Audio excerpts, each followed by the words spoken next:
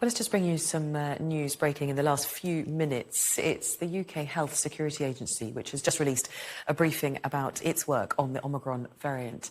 It seems that more than half of the people in the UK with the variant have been double jabbed. Our science correspondent Thomas Moore has been looking at the data. They've looked at the 22 cases that were known up to the end of November, and they found 12 had been fully vaccinated, had at least 2 doses.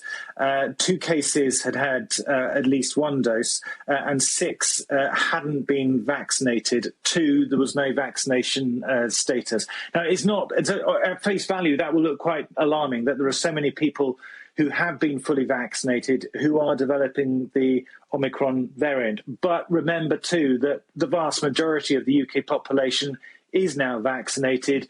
Most Delta cases are also in the fully vaccinated. That in itself shouldn't be a concern.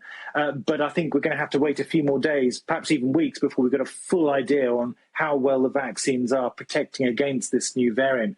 They also look at their surveillance for this variant. They say there's no trace yet, no significant trace of the variant in wastewater. They do sampling of the sewage systems just to look for DNA or genetic material from the viruses there. But that was only up until November the 21st, and they're doing some more analysis. They also do PCR tests looking for what's called an S gene dropout.